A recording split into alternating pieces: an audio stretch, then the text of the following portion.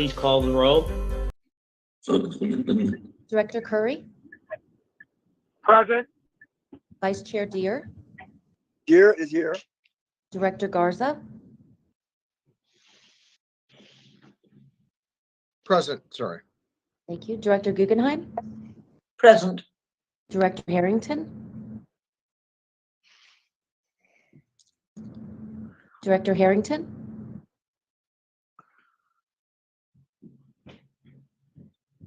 I do see him on the screen, but I'm not sure if he can hear us. I'll circle back. Director Like he's Kim, frozen. Oh, he moved his head. yeah, maybe his audio is wonky. I'll reach out to him. Director He's Kim, muted. Director Harrington, can you hear us?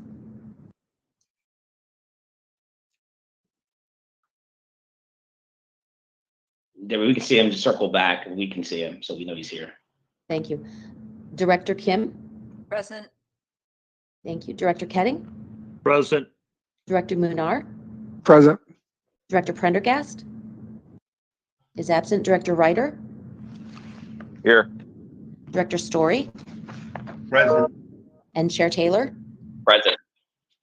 And I'll go back to Director Harrington. Can you hear me, Director Harrington? Okay, you have a quorum, and I'll reach out to him and see what's going on with his audio. Thank you very much. Appreciate it. The meetings of the CCH board and its committees will be held remotely until otherwise noticed due to the determination that a public health emergency exists. The purpose of today's meeting is to introduce the proposed CCH fiscal year 2023 budget, preliminary budget. There will be no action taken today. Only information will be received and discussed. Oh, okay, well, I'm probably having this. Can we mute Okay, now? not, well, I took myself off mute, but they can't hear me. I got to check my audio settings. Mr. Harrington, we can see you now. We can hear you now, Director Harrington, but thank you. It may be backwards to Deb. The first item on today's agenda is public testimony. Madam Secretary, do we have any speakers who registered to provide virtual oral testimony? We did not receive any registrations. Thank you. And as a reminder, written testimony will not be read in the record, but will be included in the official record of this meeting and posted to the website. Following receiving any oral testimony, the secretary can read the list of names of those who submitted written testimony into the record.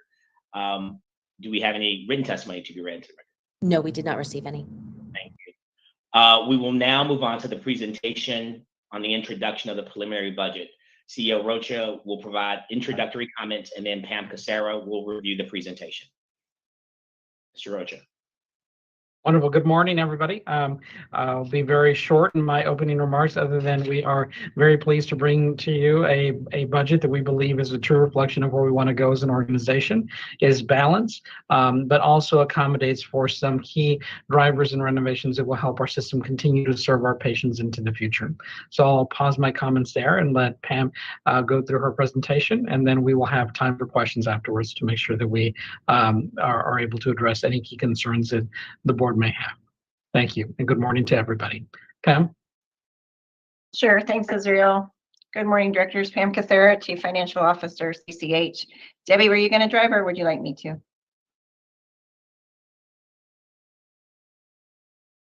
Pam, if you'd like to drive, that'd be great. Okay, no problem. Give me just a second. Pull it up.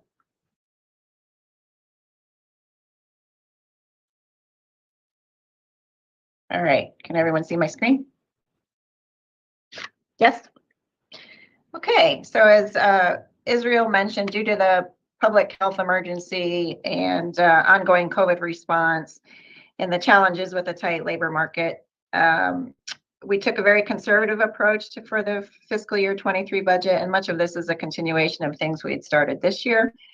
You can see down through here our general assumptions in building the budget. We used 2021 as the baseline, then we increased or decreased from there.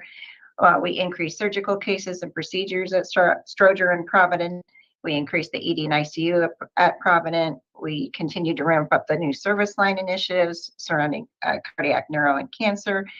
County Care had a 3% PMPM capitation rate increase, and then we assumed that redetermination would begin, and we used an average membership of 390.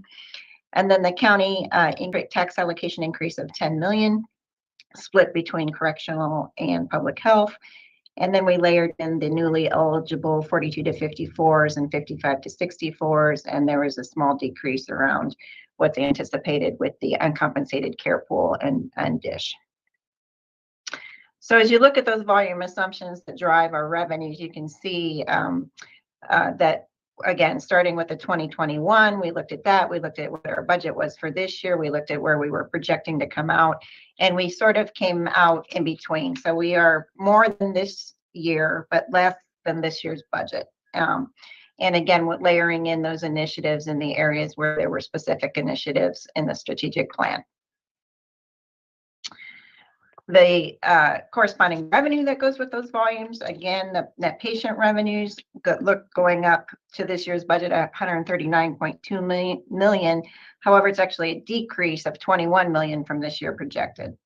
Then you can see the DISH and BIPA GME changes, 39 million. Health plan services, a small increase of 17.2 million.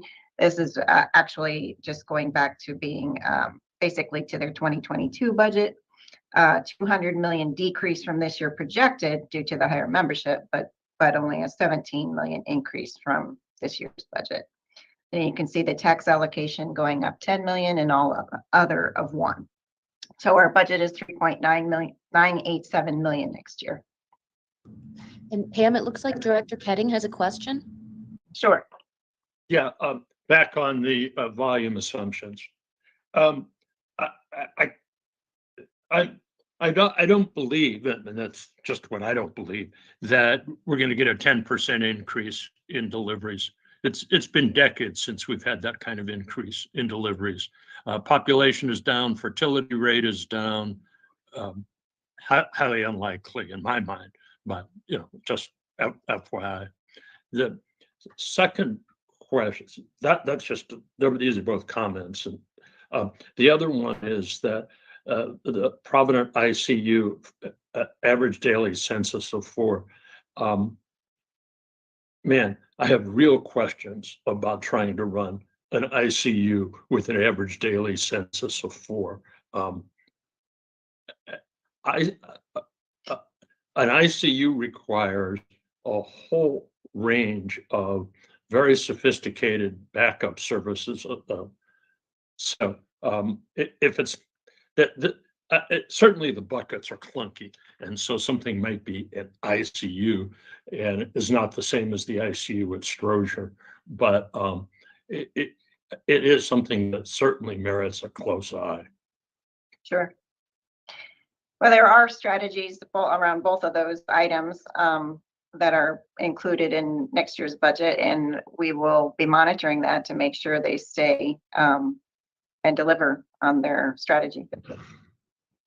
Correct, and I can just add the ICUs that we have at Stroger are very specialized, and we have a cardiac ICU, a surgical trauma ICU, a surgical ICU. We're soon going to be looking at other types of ICUs.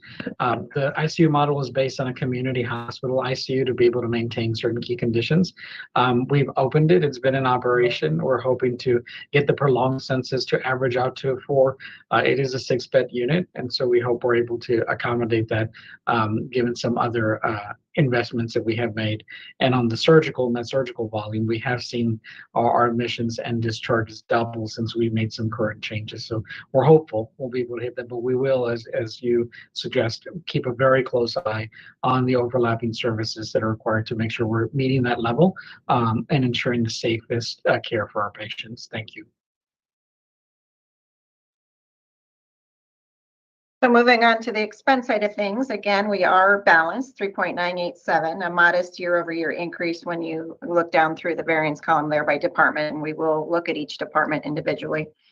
And then on the FTE side, a 44 net increase, the largest increase you can see up there in health admin, and again, we'll speak to these in each department slide. But that 48 with a offset decrease in Stroger. And then public health has a 44 increase, which is also the total net increase that is a reflection of some grant funded positions that the grant will be running out, and we will move them to the health fund. So looking at each department individually, then looking at correctional health first, basically you can see that 6 million of the 10 million tax allocation increase year over year to offset their ongoing costs related to COVID-19, the rising number of detainees and mental health programs, and they basically flat on the FTE side. Then looking at health administration, this is the largest increase, dollars, 32 million, and FTEs of 48. Most of these items, or all of these items, are related to initiatives in the 2023 to 2025 strategic plan, including establishing the Change Institute, and then some other support for patient experience and other admin departments, especially HR and IT. And Pam, Director Harrington has a question. Yes, Director. Yeah, my question was really about the inmates that goes back to the CERMAC and juvenile teen. I don't know what JTDC is, but Juvenile Detection Correction Center. With the rising number of detainees and this requirement for social distancing, how are we doing that? I'm trying to understand that. That might not be a question to be answered now, but I'm trying to understand how we manage that. If we're getting an increasing number of detainees and we're trying to maintain social distance, what do we plan for that? And that may not be a question appropriate for here, but it'd be helpful to know what we're doing. So I can answer a quick question of that. We work very closely with the sheriff's office. We look at the spacing requirements that are required. We followed them very closely during COVID. So some of the staff has made accommodations for that. If we need to go beyond our footprint, we have at time deployed agency or looked at other positions since a temporary increase in size and isolation is a temporary process. We look at how we augment staffing either through overtime or temporary assistance. We work closely with the sheriffs, so we'll open additional units. We do have a few units that are open now. However, for the most part, we are able to maintain safety of all of our detainees very closely. We had one of the best performances during COVID and have done very well in preparing for monkeypox during our processes. So to answer your question, we work with the sheriff's office. We look at the percentage of detainees that we are needing to isolate, and then we increase the footprint. There are some capacities where we work with the sheriff's office to be able to open additional spaces or specialized housing units if additional quarantine is needed, and those are deployed. We have processes and protocols in place, and it's based on the number of volume, frequency, and infections that we're seeing. And we also have screening modalities as patients come in to, of course, capture them at the start so that you don't have those individuals going into the general population. But we work hand in hand with the sheriff's office to do that and have created protocols to make sure that that safety works. When necessary, we open additional units. So if I understand you correctly, you're saying that we have additional space that will allow us to maintain whatever distance requirements that there are while the COVID emergency is in place. There are some flex spaces, and during COVID, we brought in additional units that we worked with the Center for Disease Control and for others. It's not always the perfect space, but there is additional space that we can look at and how we restructure the overall size and utilization of the square footage of CERMAC. Thank you. All right. Thank you. Let me move on to Provident.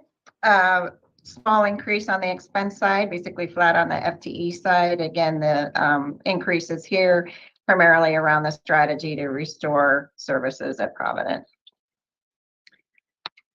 Looking at ACHN and core, flat on expense and FTEs. They'll be focusing on realigning, reorganizing, and redistributing services across the various clinics.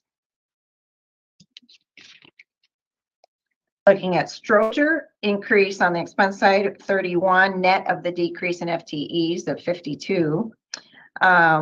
So continued ramp up of new service line investment mentioned previously, cardiology, neurology, and cancer. We've got some vendor contract savings baked in, and those are being offset by just inflation and inflators in lab supplies and pharmacy. Moving on to public health, top line there, you can see the 4 million increase of tax allocation.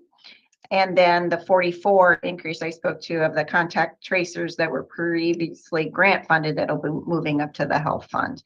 And then all their other grant funded monies is an year-over-year increase of 37 and an FTE increase of 248. Pam, it looks like Director Keding has a question. Sure. I back to Provident. I see the expansion of resuming physical therapy, occupational therapy, speech therapy. I think these are great services of Provident, but are we going to have staff for those? Right. We'll be doing some shifting of staff and hiring to be able to resume those services. That's correct.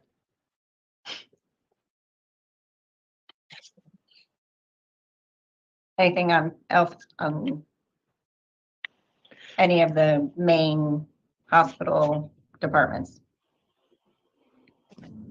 Mary Guggenheim has her hand up. Yes, I have the same question about the expansion of radiology services to these ambulatory care centers, in that we have a chronic inability to fill the slots at Stroger and Provident, and that our waiting times are absolutely appalling at the moment. So is it envisaged that these will be contract staff who go to those primary care outlets? So this is Israel. I can let you know that, one, we're very hopeful that the updates that we were able to secure on our SEIU contract that allowed for advanced step hiring will make us more competitive in being able to make offers to recruit that staff. And so it was never an issue that we had a lack of interest in people wanting to join our organization. It was really some of the challenges that we had contractually on being able to honor their previous service. We hope now that that's something that has been able to move forward. We will be more competitive in hiring those individuals, and so we're looking to make sure that we can do that.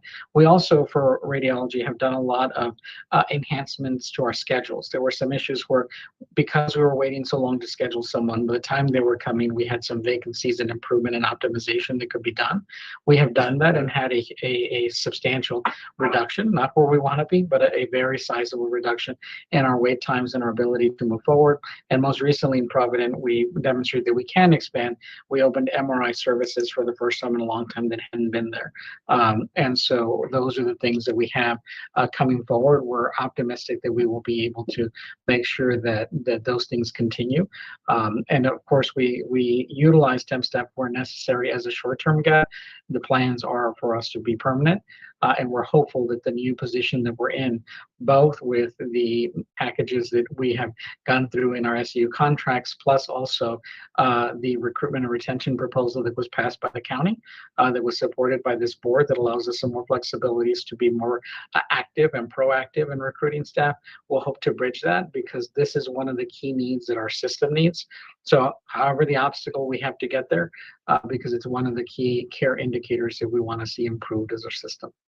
Israel, thank you. Thank you. That's a very good answer and highlighting. Directors, I wanted to make sure I highlight here that the purpose of this call is to introduce and provide an overview of the budget. We're going to have 2 more hearings, and by the way, in Finance Committee later this month is what we're going to dig into each of them. So what I'd ask you to do is to think about kind of some of those idiosyncratic questions that we then could be submitted to Israel and team and Pam and team, such that we could address them in the Finance Committee, because at that time as well.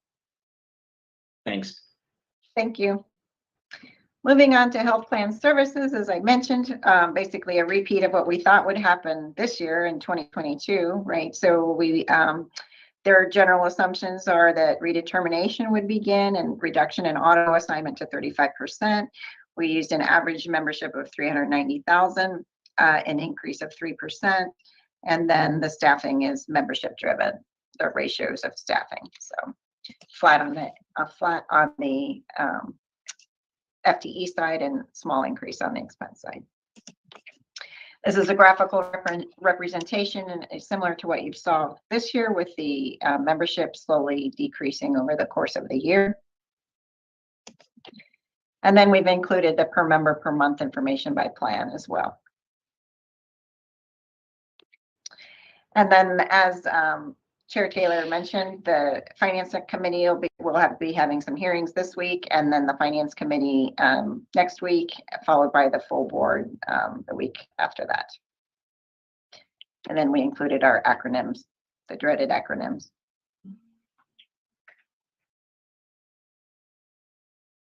Anything else?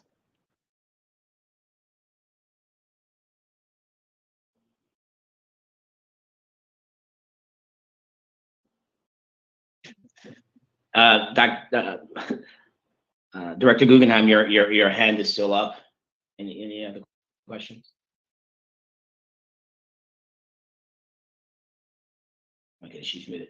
Again, Director, thank you. As Pam noted, we have 2 public hearings coming up, and then we have the Finance Committee meeting, and then we'll approve the budget itself later in our broader board meeting.